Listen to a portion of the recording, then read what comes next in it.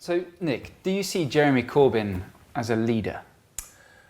Well, that is such an interesting question and kind of at the crux of why he's going to get hammered in this election.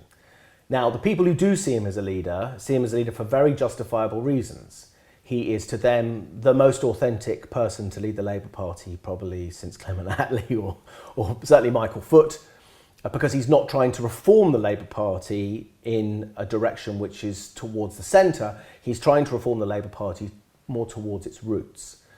So to the sort of the people who voted for him, they see him as a really authentic, pure Labour voice who's really advocating the kinds of policies that they really care about. So making sure that the NHS doesn't fall into private hands, that there really is some kind of solution to sort of nuclear proliferation, and that income inequality is properly addressed, things like that. So to him, he is an absolute leader, and I think they feel he's being unfairly punished. And I think any neutral observer would agree he has taken the most almighty beating from the press.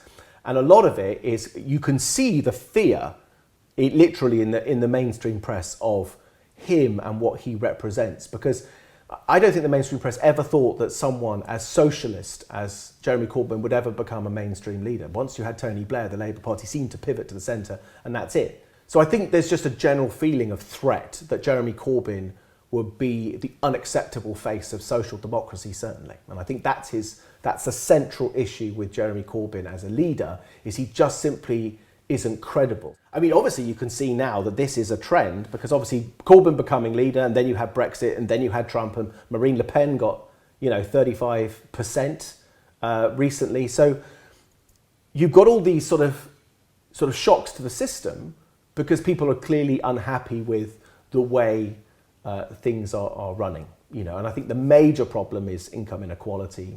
I would probably say is that from an economic perspective, things are just so unequal at the moment that people want someone who really does feel like a Bernie Sanders type person, who really genuinely believes in not just saying it, they really want to take action in order to do it. And I suppose they felt that the three sort of Blairite candidates in the Labour leadership election, I think it was Andy Burnham, Liz Kendall and Yvette Cooper, none of them were really committed in the same way that Jeremy Corbyn was to actually making those changes. So what was it that made him so popular so quickly? Well, his reputation. And the fact, there was a wonderful moment when the four of them were on a radio show, and they were asked by the interviewer, so would you put Ed Miliband in your cabinet? And the first three, just the pain of them trying to not answer the question, like, well, I don't know what Ed wants to do, and I don't know whether I should bother him, he's just been leader, and just all this sort of rubbish. And Jeremy Corbyn just went, yes, of course.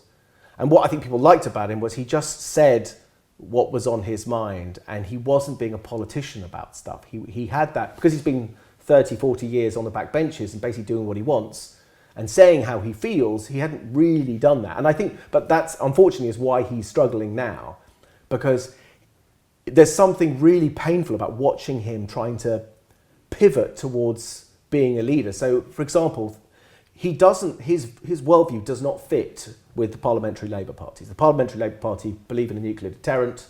He doesn't. The Labour Party is a very pro-European party. He is ambivalent, probably, at best. You see the death of Jeremy Corbyn before he's been in an election. And I think Theresa May was very clever to call an election right now, because he's at his weakest. So why not?